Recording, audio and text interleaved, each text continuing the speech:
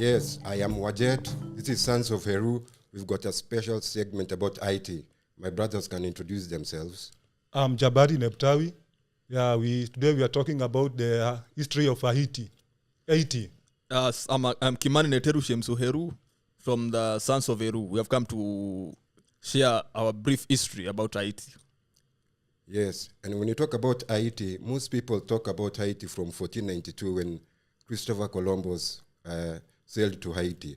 But from now, we have to talk about also the immigrants, the people who live in Haiti and where they came from. Most of them came from South America, Brazil, Colombia, and they migrated up into the Caribbean islands, the Greater Antilles, Bahamas, Cuba. Those were the islands that were occupied later after the bigger continental land masses were occupied. So the first people to really occupy Haiti were the people like the Tainos, they were the Guaranis also, they are the Caribs, and whom the Tainos, when they were migrating from South America, they had a bit of conflict with the Caribs. So they were a peaceful people, so they started developing weapons, harpoons, and everything, and they went to Haiti. So in Haiti, when they landed in Haiti, they divided the kingdoms into 5 kingdoms, which was called Sikakis. So they were chiefdoms. And at any one given time, the kingdoms had to have a balance, men and women. So there had to be 2 women to 3 men who are leading the kingdom, and at times 4 chiefs who are male, and 1 was a woman. So the main chief was Kwanagagari. When Christopher Columbus shipwrecked in the island, these were the people. The chief was the first person to reach the shipwreck, and they helped the people. They helped the sailors who came from Europe with their goods and loaded into the island. Little did they know these were devils who were coming to the island. So as peaceful as they were, as hospitable as they were, they welcomed these people into the island. And when they entered this island, they made them feel comfortable. They showed them the way of life. In fact, words like barbecue, which is used in parties, came from Haiti language.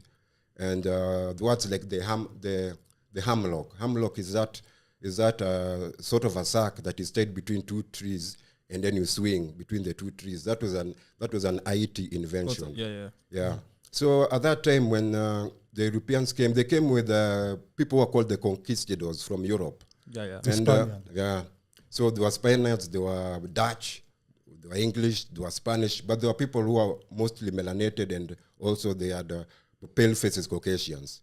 So when they entered Haiti, the first thing they saw with the Tainos who were living there first, they were wearing gold bracelets, they were wearing gold earrings, and this was the thing that brought them to Haiti. They wanted that gold. So the thirst and greed for that gold, they put the hospitality they were given and started enslaving these people, making them dig for gold. So in the process of time, these people saw that they had to rebel against the invaders. So there were chiefs like Kwanagari, and Anaokuna, who was a lady. So they both organized rebellions against the Spaniards who came from Europe. But before that happened, these people built a fort. So they always built a fort. So that you talk about Citadel. Yeah. No, the Citadel came first. Okay. It was just a small fort where it's like a marker. It's like a marker in Ireland, whereby they come when they steal a lot of your goods, they take it to Europe through those forts, like the one also in Puerto Rico. Yeah. So when they built the fort, these people, Christopher Columbus, after settling there for I think around 2 months, he decided to go back to Spain to bring more people. So that journey going back to Spain and coming back takes around 1 year. So when he came back, the sailors he left on the island, they had started castigating the natives of the land, the Tainos. So these people got angry and burnt down that fort and killed those Europeans who came. Who got angry? The Tainos, the indigenous of the land. Yeah. So with their chief. So you want to tell me that the Taino were there before black people in Haiti? Yeah, they were there before. Which race were the Taino? Were they black or? They were Asiatic. They were light skinned. They were melanated a bit. Yeah. But they were not Africans. The Africans came later. After these people, they saw these people couldn't do the work and they died. Many of them died of diseases. They were overworked, so they couldn't sustain that kind of rigorous conditions they were put in. In fact, there was a time they got also, after that, it took 11 years when the Europeans came to the land of Haiti. Imagine from 11 years later, these people were around 2.5 million. Yeah. So 11 years later, these people are around 100,000. And these are the same people, many of them were Caribs also. If you look in the books, they say that the Caribs were cannibalist people. Yeah. So I'm wondering, if the Caribs were 2.5 million, and a minority race of Europeans, maybe they were around 50 or 100, Yeah. and these same people after 11 years reduced to 100,000 people only. The massive So genocide. who are the cannibals? Yeah. Is it the Caribs who are reduced from 2.5 million to 100,000, or the pale faces who came from Europe? Is the So Caucasian. that is a misnomer. These people were not cannibals. In fact, they welcomed them. How can cannibals welcome you and give that hospitality? It's a disingenuous. So after that, rebellions were organized. These people now started enslaving. They killed. Yeah. They shot these people. They were hanging them in trees. Yeah. They were, in fact, these people were like a game whereby they could play. They could hunt these people like animals. So the lifespan in Haiti at that time, because of the rate of death they inflicted upon the people, it necessitated a way that they would bring people from other islands like Cuba, and they like Jamaica. In fact, they brought people from Jamaica, and those people also were wiped out all. They brought people from Cuba, and they wiped out all. So this priest called Bartolomeo de las Casas, who supposedly was a holy person, quote unquote. This person, when you look at him, he had a lot of plantations in America. Yeah. So he's the one who proposed that, hey, these people are dying like flies. Why can't we get people from Africa to do the job? Yeah, it's the Bartolomeo de Yeah. la In fact, Casas who he said suggested that he was the perpetrator. Yeah. Another thing about Haiti.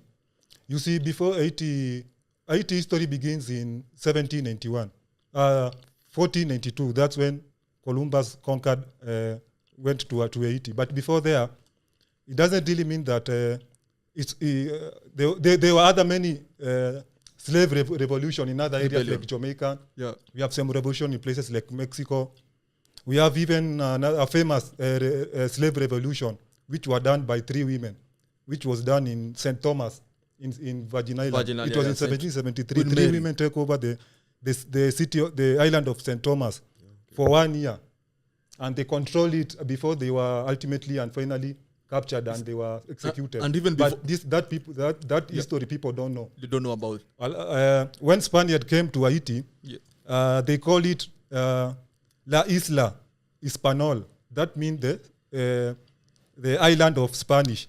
So in the eastern part of Haiti was controlled, major part of it was controlled by the Spaniard. Then in the 1700, when the French came, there was a treaty that they did that was called Racewick. That they signed, that they give them the western part. And then they call it Saint Dominique. But later on in the 18th century, 1600, during the 1600, the Spain ceded the western part and the whole part of the Haiti. So when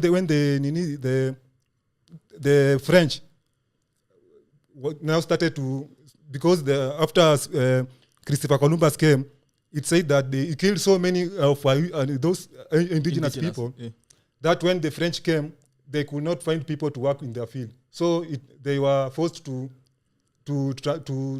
import some other slaves, some other enslaved Africans from West Africa and from other surrounding Caribbean countries. And that's very important because after that, in the 18th century, Haiti became the most profitable colony. The most when you come to sugar and coffee. And also, before that, in 1522, there was a rebellion in Santo Domingo when Don Diego, they rebelled against Don Diego. This was the first time that this rebellion started in Caribbean, but it was not successfully. Then again, we have the Suriname and Jamaica when the Moors, the Maroons. The Maroons who rebelled against the British, and you can find out people like Queen Nanny. And later on, you find out that even the mother of a guy called Jean Dessalines, who later on became instrumental in the revolution of Haiti, her mother was part of that Maroon rebellion in Jamaica. Yeah. So that shows that our consanguinity is not a phantasmagorious. It's like we are connected, all black people. Because if you look at that word maroon, it comes from the Spanish word cimarron, which meant people who are untamed. Yeah. They ran away. So there were other communities of people like places like Jamaica, people who had refused slavery at all costs, and they had went into mountainous region and controlled it. And they forced even this missionary to sign even treaties with them. Yeah. Said now you live your own life, will not engage anymore, will respect your boundary and all that. And another thing, the Africans that were brought, they were not slaves, they were enslaved. Yeah. Meaning these people were once free people. So when they're brought from Africa, in Africa, what they don't tell us is that there are many rebellions that happened in Africa, but they don't document. And when Africans rebel or kick out pale faces or Europeans, they say it is a massacre. Yeah. But when Europeans defeat Africans, they say it's a victory.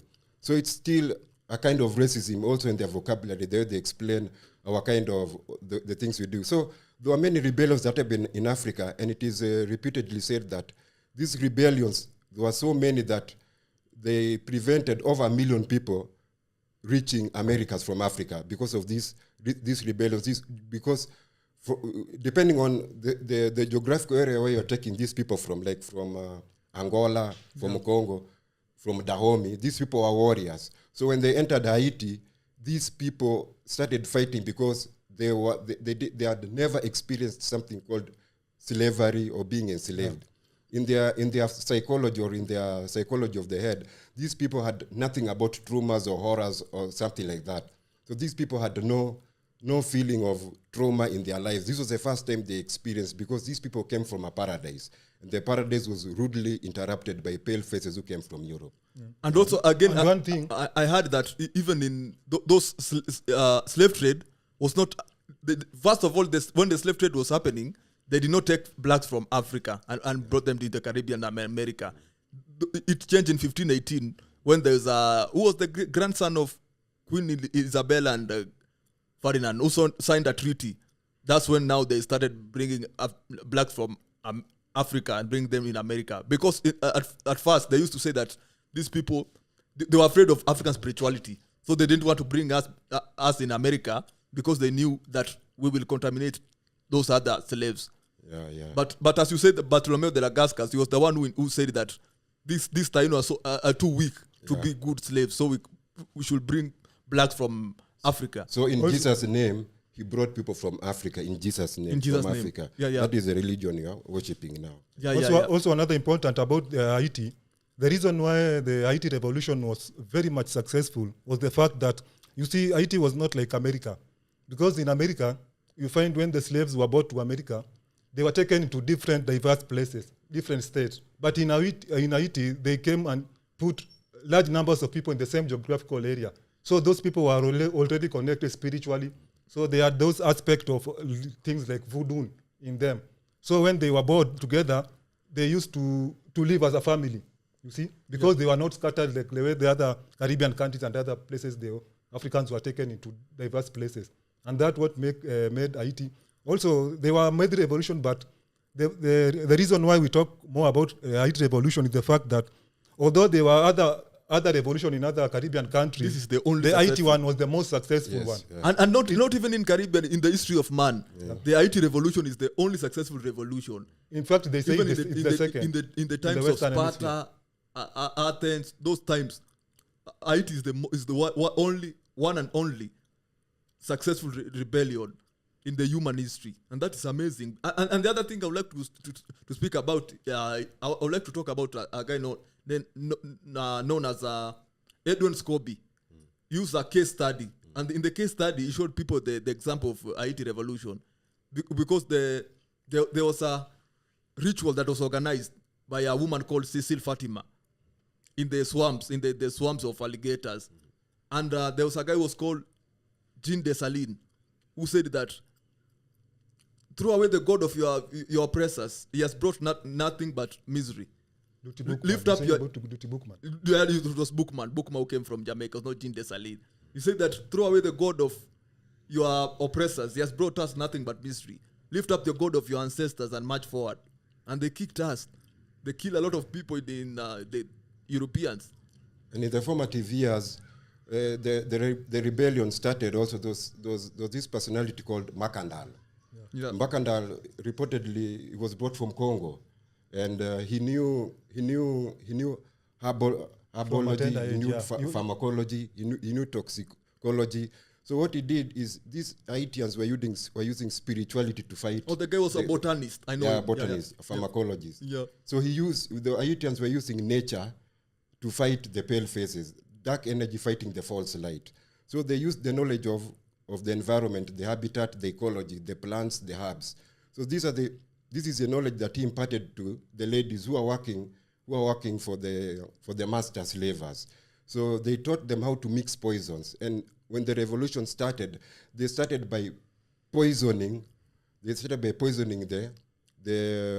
families of the pale faces and the wannabe black collaborators. Also, to add on your point before you go on, you see, even in that in those formative years, it was during the 16th, and because in Haiti, revolution began way before that, in 1791. So in that part of Makandal, it was the women who played the biggest role, because they were the ones that were doing those chores to those slave masters. Yeah. So they were the ones that were used to poison their masters. And he managed to kill so many people. 6,000 of them. Thousands. But he was eventually captured, and and the white people never suspected the women could do that to them, because they lived in the household. Presumably, these people are feeling comfortable, so they couldn't do that. But this revolutionary was called Dirty Bokma, who came from Jamaica. They used to say he was a voodoo priest. Was he the one who was instrumental in the ritual at the swamp of the that ritual was done in August 14th, 1791. And it was done in a place called Boiskaiman. Yeah. And that place, it's a place that is a swamp. A swamp that is infested with a lot of alligator. And it was a place that these colonizers could not imagine that Africans could have held their ritual ceremony there. So it was a no-go. And they slaughtered the pigs for that ritual. So imagine you want to kill your enemy, and you are doing such a ritual in such a place. That already shows you how much you are connected with nature. And how much you're not going back and you're going to defeat the enemy. Because when you do a ritual in a place where the alligators, sincerely, that is you already sent the death warrant for the pale face. Because the ritual, when they put in the ritual, they weaponized everything. Because the people who were asking, what are we going to fight with? That bookman told them, the stone you are sitting on is a weapon. The tree you are catching is a weapon. Weaponize everything. So they weaponized all nature against the pale faces who came to the land. So these people believed in the transmigration of the soul, whereby when he passes away or he transforms, he goes back to his ancestors. So how glad would I be when I go back to my ancestor? So that death fear was taken out. They didn't fear death. So most of those people in those inhabitants, some were Catholics, some were Muslims. But imagine when they did the ritual at the alligator swamp, all those people went back to their African spirituality. Also, another point, when the French controlled Saint Dominique, when they came and they controlled that area, they knew beforehand that voodoo was a kind of spiritual mysticism that was so much powerful, and it was breeding that spirit of revolt. So they banned the inhabitants from doing all those rituals and from engaging in all voodoo practices. But you see, those the Haitian, those indigenous people were very much smart, because most of them took these Christian figures which they were given by the Catholic. For example, there was a law called Enzili. Enzili now became Mary. It was not like they were worshipping Mary. Now they took Mary to represent Enzil. But it was the same concept. So they only needed to adapt it, because their people were very brilliant. And another thing, for you to wage a successful battle against your enemy, you have to put down the name he gave you, the religion he gave you. So you see, like Toussaint Louverture, that was not the name he was given. So there's a certain name he was given. So when he decided to initiate that rebellion, he put on the name, then he took Toussaint. Toussaint means he was born on November 1st, All Saints Day. And Louverture, Louverture means he was the opener of the way. So Toussaint, his personality is Elegba. Elegba is a person who comes to open the way. Like in the Bible, we have Moses. Yeah. Moses is an Elegba because he shows the way, but he doesn't reach the land of Canaan. Yeah. But Joshua reaches. So Toussaint Louverture was a Elegba. He opened the way for then Dessalines, who was on Ogun, who now finishes everything. Because Toussaint recites the masses. He mastered many languages. He could talk with the masses very well. And he could give the masses 20 years from now how to rule, because he was the opener of the way. It's sort of like what you call zodiac sign. Yeah. It is like which sign that opens. It's something like Aquarius. So the Elegba has to pave way for the Ogun. So those are two different personalities. Like, for example, if you open a company, when you know the spirit of yourself, you know most people, like, I don't get the fact that people say that I am atheist. How can you be an African and not be atheist? Because Africans, we believe in the unseen. And out of that unseen, we create a philosophy which comes to our culture we use. So in Africa, we believe in the unseen because we come from the unseen. So you have to have a spirit. So when you have a spirit and know who you are, you cannot occupy the same space and time place with another person, because your spirit doesn't belong there. So this thing, when you say that people are fighting for political areas, once you are a different character, you have got your different mission. Your mission cannot collide with another person, because your spirit has got a defined mission you have to do. So all Africans have to recognize their spirit. That is why Haitians recognize that spirit in them, because at that time Haiti was forested, the habitat was forested. So the magic was there, the frequency of the land was there. So they used that frequency, because that frequency is more powerful than even the weapon, because that frequency activates the weapon. So the Haitians, at one time when they were fighting the French, when a certain French general stopped and paused the war and congratulated the Haitians for their fighting. Because you see, a person is so reckless, so arrogant, he puts his head inside a cannon. And he doesn't fear that the cannon will be shot. They didn't fear death. He didn't fear death Also, completely. another thing that's very important, you see, when you're engaging with an enemy that's so much advanced with you, you don't engage him in front confrontation, in any confrontation. What you do, you attack him with guerrilla warfare. In fact, most of these successful revolts, all of them used guerrilla warfare. Like Guerrilla warfare is whereby you attack your enemy from the flank and you surprise attack them. So you attack them, then you disappear. Because if you confront them, you fight for them in front confrontation. They have massive cannon, they have powerful. You cannot fight direct. They'll be able to finish you. So that's how successful they were. And then in the revolutions, I read somewhere that because at that time they didn't have the technology, so they were told to carry stones. Like I don't know if it was 7 stones or something. So every day you had to let go of one stone, until you have the last stone. When you let down of it, that means you have to burn down everything. It was like a ritual. So can we talk about Macandal? Those are one of the first personalities, that pharmacologist. He poisoned the pale faces and the collaborators. So that, you know, the worst person is a collaborator, because he's your same color as your brother. And he wants to reach somewhere where he cannot reach, because even the person he's trying to collaborate with will never let him reach the status that he is in. So those are the first people they dealt with them. Then they dealt with the pale faces. So he possessed advanced knowledge about plants, pharmacology, toxicity, how to. So that is why in Georgia, in USA, they enacted a law that black people were not supposed to possess knowledge of plants and animals. That was a law in Georgia. After what happened during the Haitian Revolution under Macandal, they feared that would happen again.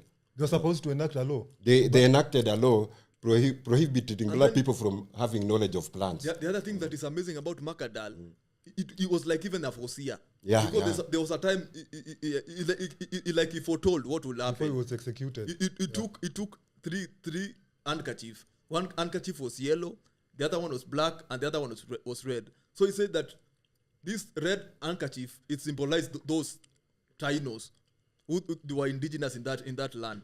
And then the white handkerchief, it was significant to the Europeans, that they will come and they will disseminate and conquer those native Tainos.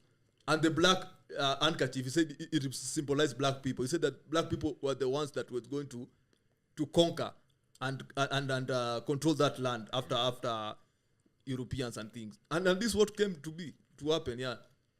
Yeah, even the British after the Spaniards were kicked up, the British wanted to finish the whole island. So they sent a contingent of soldiers, around 50,000. It was around 200,000. No. Maybe it was around 50,000 and 20,000 were left behind after they were attacked by Jacques Dessalines in a fierce battle. So they were forced to leave around 25,000. And that's the heaviest defeat British has ever experienced. The American. They wiped out all the 25,000. And then I've remembered something. The other thing that is more significant about this revolution of Haiti is that, French used to control Louisiana.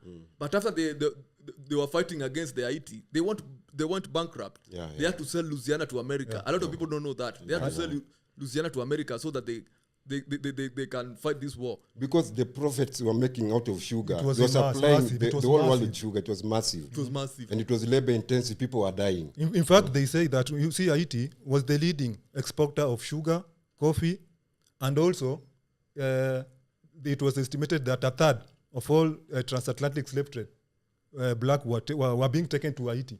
And that's another point of history that we are not told. There were so many even blacks that were taken to Haiti on those sugar plantations. So many of them from neighboring Caribbean countries and from Africa. Because when the French came in the 1700s, they found there were plenty of gold there. The land was very fertile, but there were no people there because most of them already been exterminated by the Spaniard. Obliterated. Columbus, And then there was this general Rochambeau, the French general. He was no nonsense. He was wicked. He was demonic. He was sent to quell the rebellion in Haiti. So in there was one instance whereby he threw a ball. It was like a bash for the women there.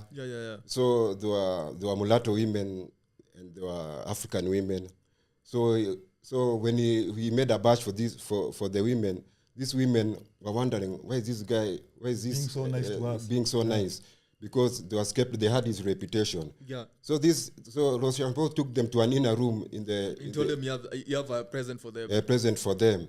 So these people thought that Rochambeau was good to them, and what they had of him was false. But when they entered him to the inner room and presented presents to them, each lady was given a parcel or a box.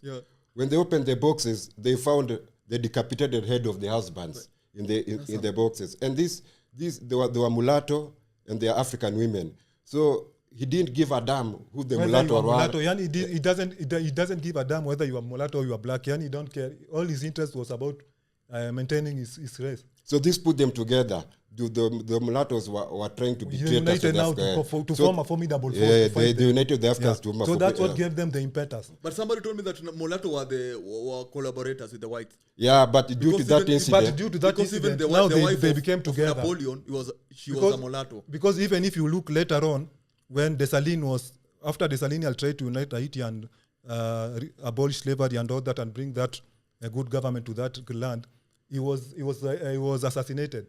And when he was executed, now Henry Christophe assumed the office. Now when they took office, after his death, it caused so much of civil war. The civil war erupted in Haiti.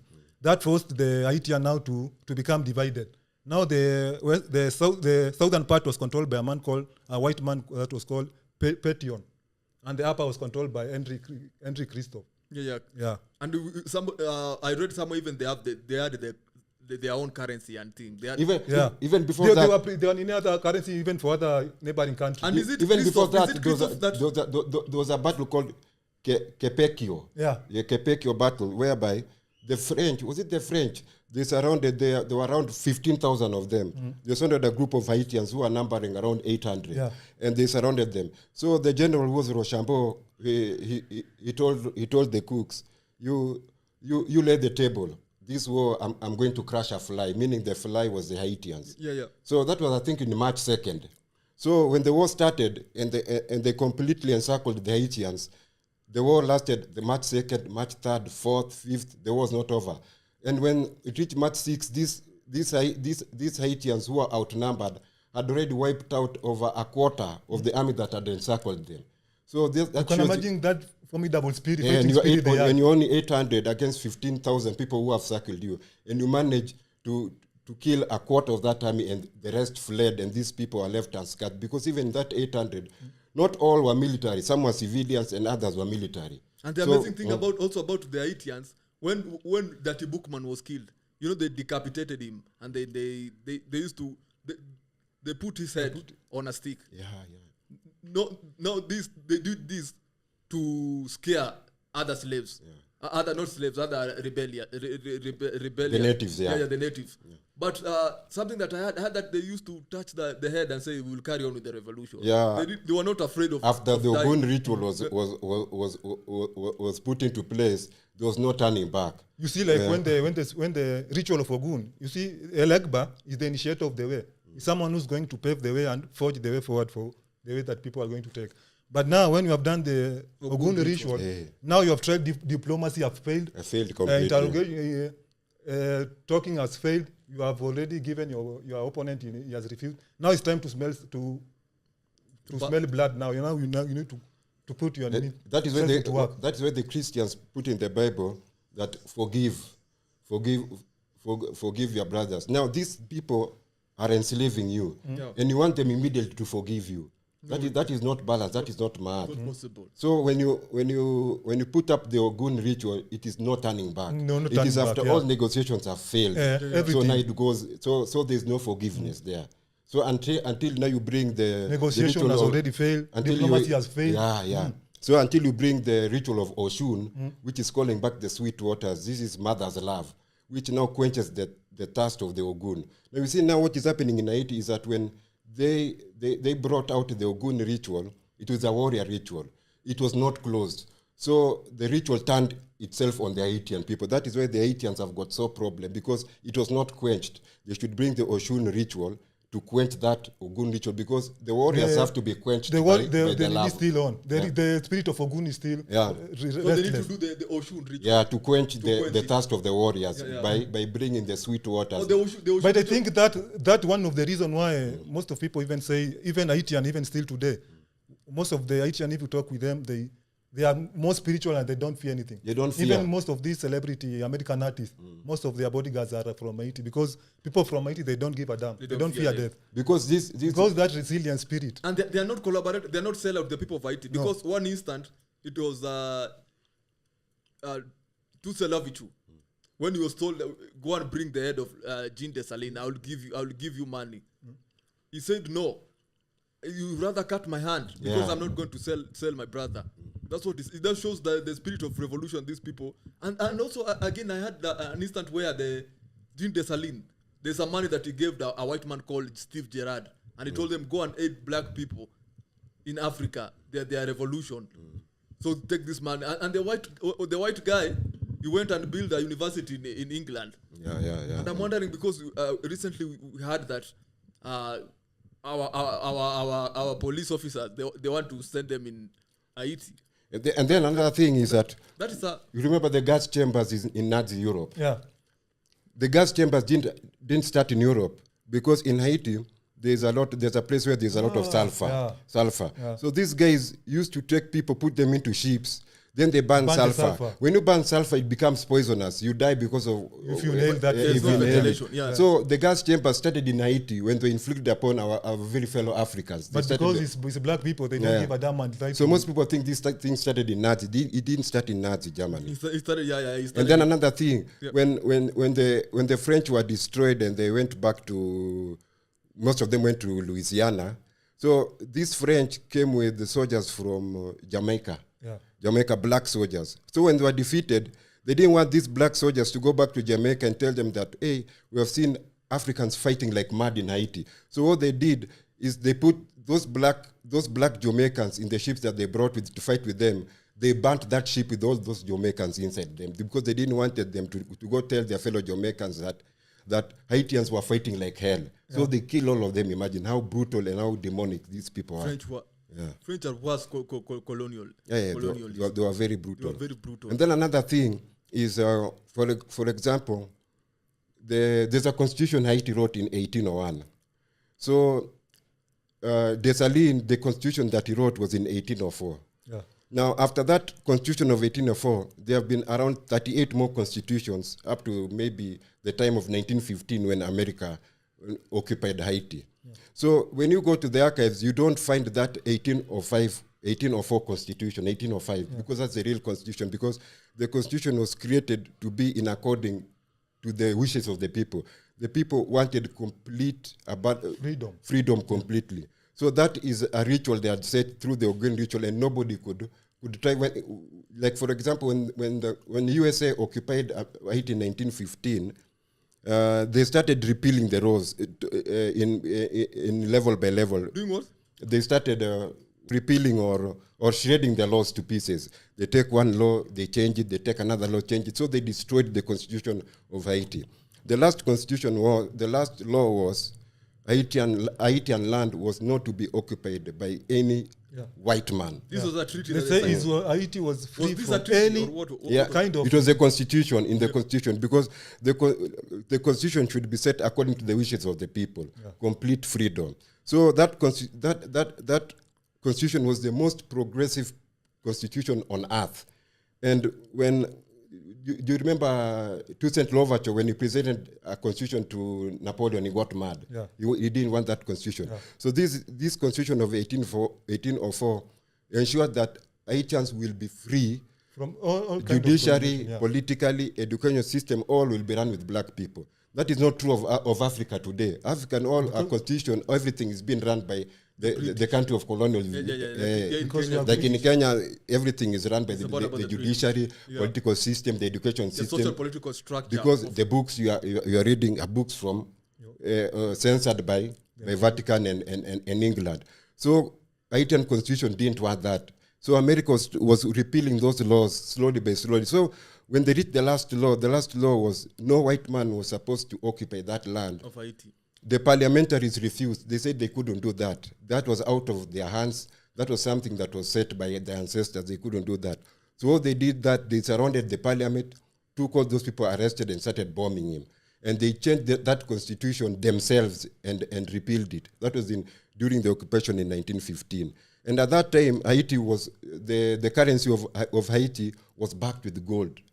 The only currency in America, in the American region that was backed by gold. Western Hemisphere. All other constitutions were backed by the dollar.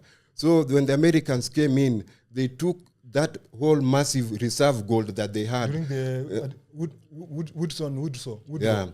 And they locked in Fort Knox. Yeah. Woodrow Wilson.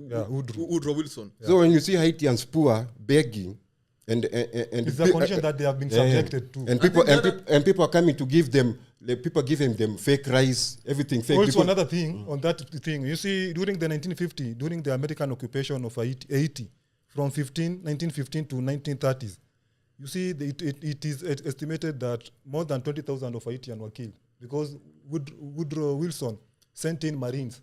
And you know, when the place where the Marines are sent, they mean business. Yeah. They killed more like 20,000. 20,000, and the other thing that made the destabilize the economy of Haiti is the French. The French told Haiti to pay them. I don't know. It was 150 million franc, but they later on bargained.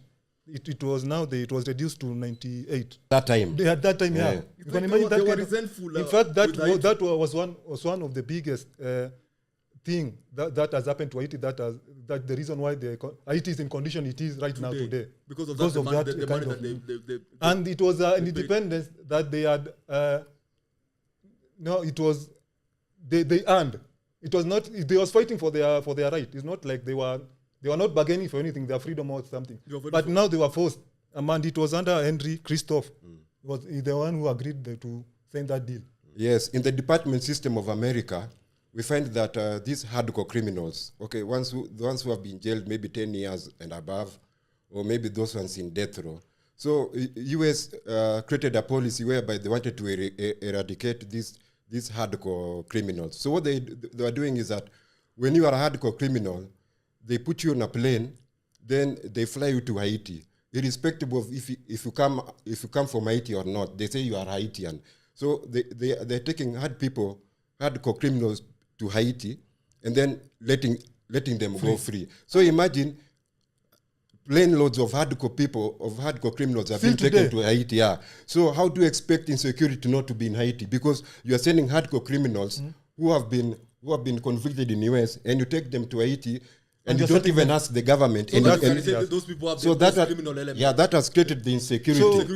It is America who has created the insecurity in Haiti. Yeah. Because you can see those gangs, it's said that those gangs operate with semi-automatic weapons. Where do they get it from? So it is white imperialism. Places like US and French and all this, they're engaging in Haitian politics still today, because if you can see, we have been told the opposite, the other side, because they say Haiti is the most richest country in the Western Hemisphere. There's more much oil in Haiti than in Saudi Arabia. 250 billion offshore oil. Things like iridium. There's things like copper. There's things like gold.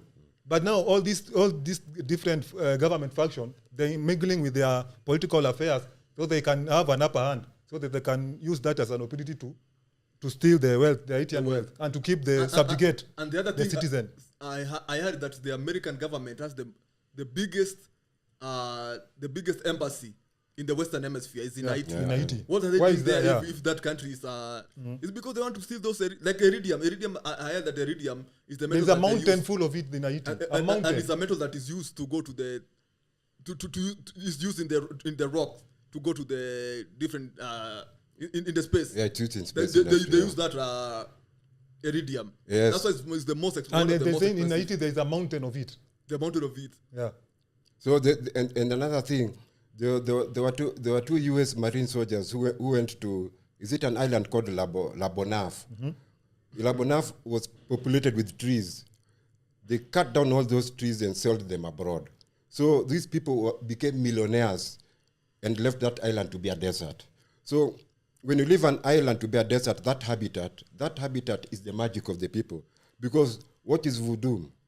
Voodoo is you take the cosmology, the celestial bodies in the sky, then you take the celestial bodies in the sky, the moon, the planets, the stars, the sun, and then you take that philosophy and then you interrelate it with the ecology of the earth. And then with advanced knowledge of plants, animals, and inorganic organisms and organic activities, then you form an interrelationship, you form a social system out of that, which now in turn, using the wisdom of your ancestors, you cultivate it, and then you form a culture. So that when an enemy comes and destroys your civilization or your culture, you move to another place and use that body of knowledge you used when observing the celestial bodies in the sky, relating with the ecology and the knowledge of the ancestors and the plants. You use that body of information, which is your culture, to again revive another civilization. So that body of culture was destroyed, now you see. So when that culture is destroyed, now you can be enslaved with the body of information which is alien to you. Like when they brought Christianity. Christianity is just a white man's way of trying to be more human-like. They went and took our African spiritual sciences, took fragments of it, and created a philosophy out of this, which they could not understand. Then they put a human character called Jesus. But Jesus is concept laws and principles. He's not a person. Those are concept laws and principles that optimize your personality to be godlike on earth. So no, if a religion cannot do that, then it is bullshit. So in religion, what do you bind back to? You bind back to a body of information. That information is your ancestral information. Because religion is a depository of it's the like a bird. System. When a bird has its genetic material DNA, for it to transmit that information to another generation, it needs the genetic information of that bird.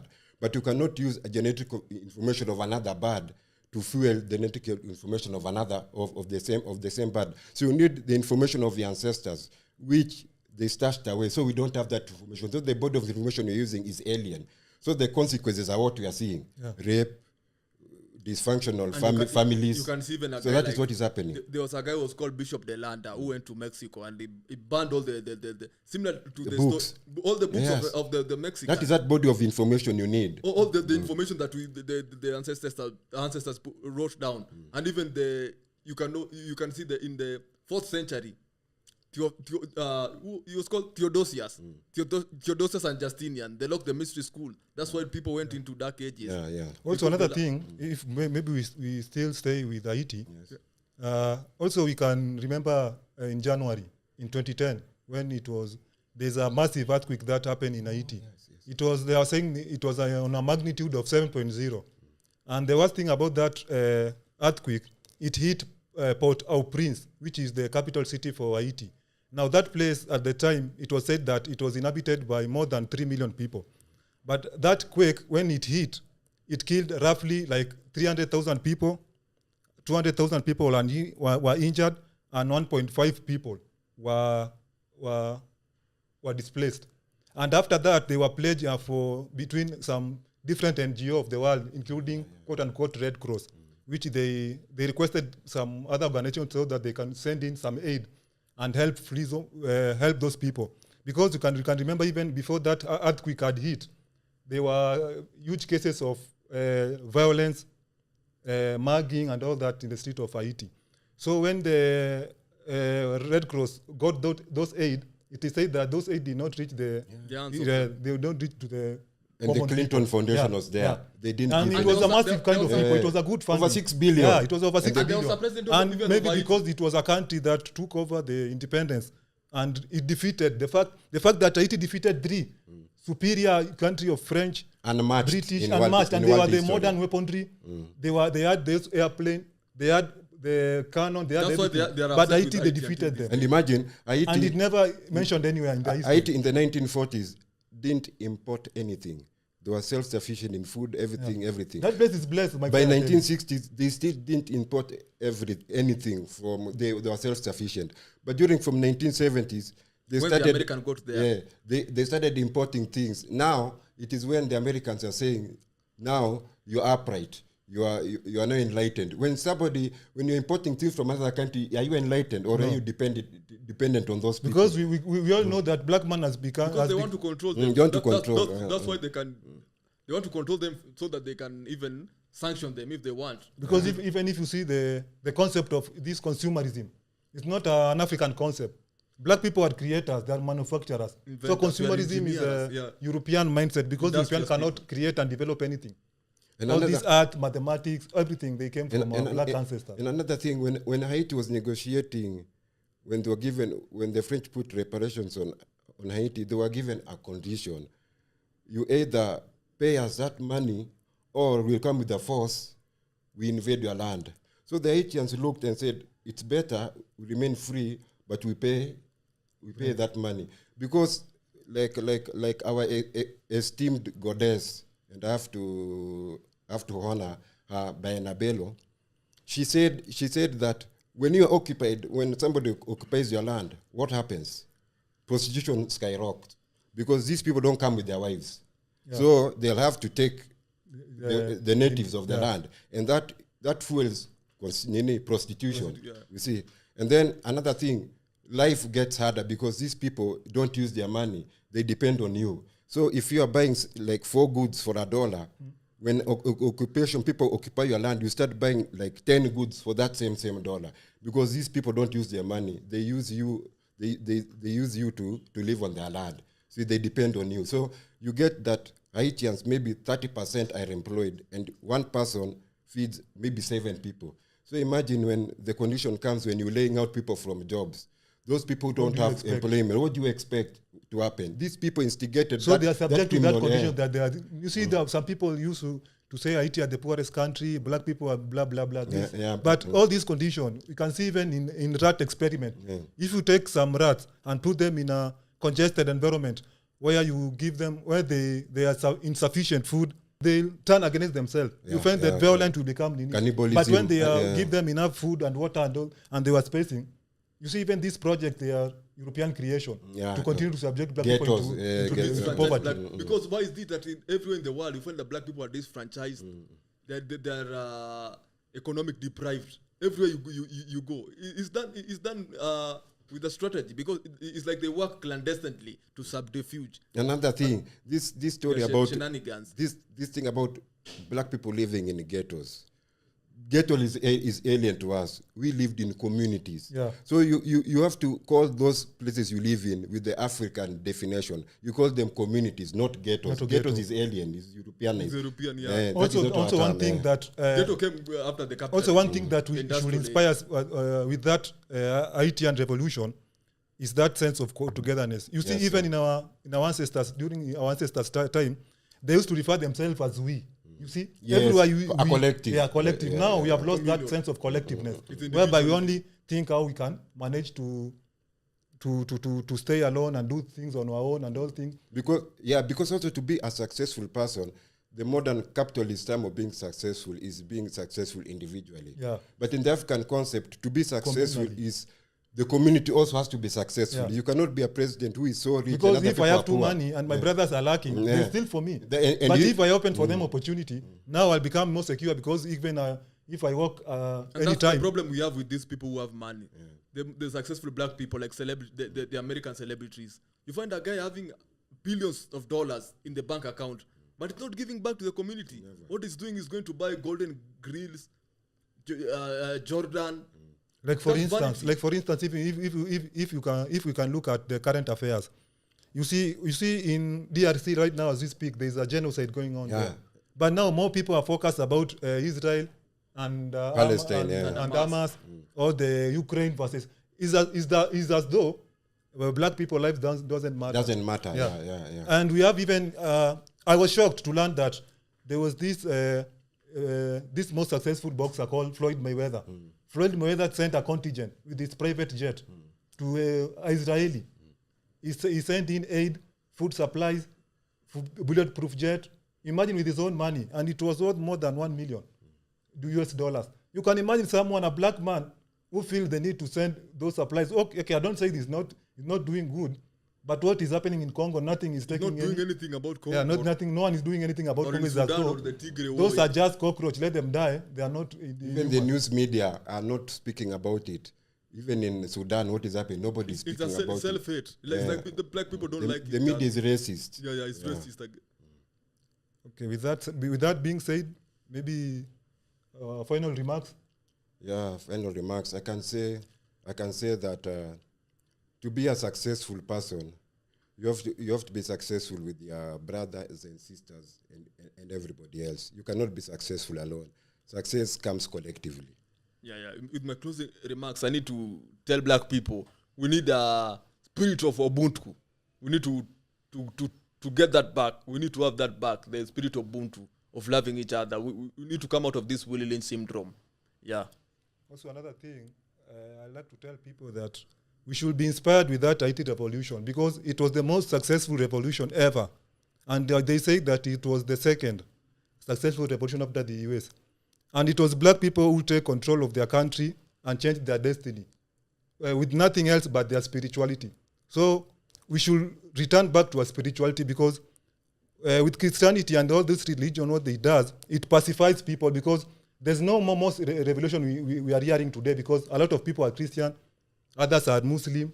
And what the religion does to you, it keeps you in a state of servitude, where it shows you that God should not be God is a verb. It should be taken as a verb. It's that divine energy that resides and connects everyone else. So the moment that you take God as a noun, you refer God to a place, a thing, or something that limits you and takes away the power from you. But when you connect with yourself and you see you have the power, you are the creators. So black people have built all this civilization. So what we lack in the community is the knowledge of self. Yeah. And that's why we're coming with such podcasts to show people that they need to cultivate that knowledge of self. Yes. Bless.